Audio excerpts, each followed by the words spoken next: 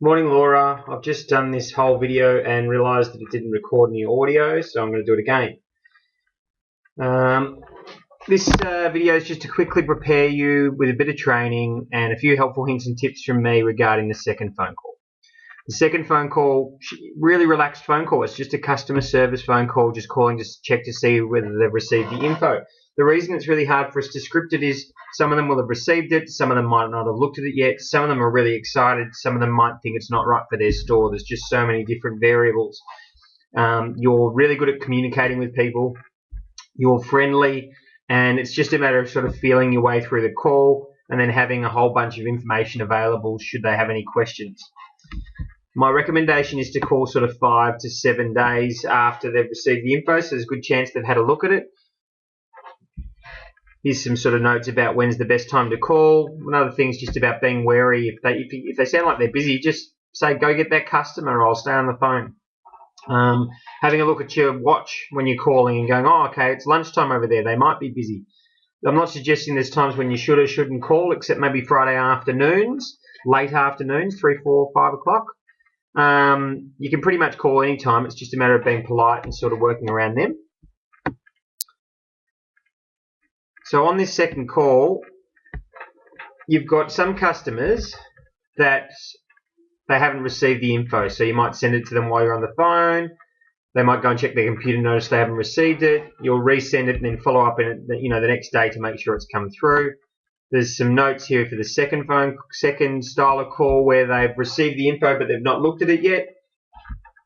There's some notes here for where they have received it and they absolutely love the product, where you're going to get a chance to sort of talk to them about the product, answer their questions, find out a bit more about their store, what sort of customers they have coming in, how much space they've got. That style of call goes really well. Sending out samples. There's some notes here regarding sending out samples, and there's a video here which shows them how to close the ice mule. There's some extra review links here to send to people that want a bit more info but they're not quite as excited as you'd hope at this stage. And then down the bottom here I've put some useful tools for you. So you have the frequently asked questions sheet which is available. So if you go into in our shared drive with you, additional documentation, here's the tips and hints for second call, which I've put in there for you, which is obviously what I'm training you on now. And in the marketing materials section, you've got the frequently asked questions sheet here. In addition to the frequently asked questions sheet, which I'd have printed out and next to you, I've just added in some extra stuff here that I found quite useful. So like I mentioned before, it's good to just sort of chat to them about their store. How much space do they have? What sort of customers do they have coming in? What sort of things do their customers like doing? What other products have they got in the store? What works well in the store? I'll talk to them about how it's going well in other stores similar to theirs. Many of the stores are going to bring up the big boys. Ray's Tent City, BCF, which are huge chains that are in every state of Australia. And they'll quite often say that they stay away from products that are in the big stores, or that they are trying to do everything they can to differentiate themselves. So it's really nice that at the moment we can say that we're focusing on independent stores. We find that those stores have really close relationship with their customers, and we're finding that they're really supportive of our brand and that they're really good to work with. It's nice that we get the chance to say that, because at this stage we're not working with the bigger stores.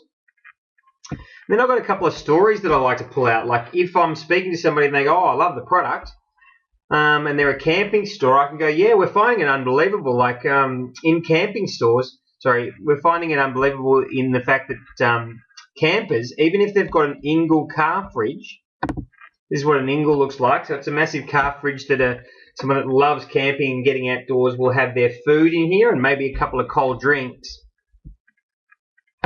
My story is actually similar to the one in our review. from the Naive Nomads. I'll say we're finding it amazing. Even people that have got a car fridge and then they've got a big 60-litre Esky on the back of their four-wheel drive, they still absolutely love the Ice Mule for walks up to a cliff top, down to a riverbank, or to the beach at sunset. They're just loving the portability, and it works so well with people that like camping. With surfing, I'll quite often talk about going to the beach with it, or leaving it in the car for cold drinks after a surf, or how much stand-up paddleboarders are enjoying it. The main thing is that when you're talking to retailers, it's really nice to put ideas in their head, or they'll give you suggestions as to when the product would be useful. I had one store that talked about quad biking. But by talking about uses and the way people are using the product, there's loads of lifestyle images on Instagram and Facebook. It really helps the retailer sort of imagine how often the Ice Mule will come in handy, which makes them feel much more confident that it's going to be a good solution for lots of their customers in lots of different situations. Sometimes I'll mention how well the product displays in the store, but sometimes that doesn't come until the third phone call once you've sent them the pricing info. Most important thing with this call, like I said, it's just a customer service call. Now, you're going to have your frequently asked questions sheet listed out next to you. And then as you come across questions that come up with your answer. If you're not comfortable with your answer, just write them down and then come back to me via email or by phone, and we'll come up with what we think together is the best response to each sort of question that comes up. Before long, you will have heard every question, you will have answered every question, and you'll be an expert on all this stuff. You won't need to have a cheat sheet next to you. It's just a matter of getting through a few more conversations, but we've found all the retailers are really friendly and nice, and there's no way that it can really go wrong. One last thing that we wanted to mention, which I've put in the email that I sent you, is we kind of got the impression that you thought you hadn't got such a great response.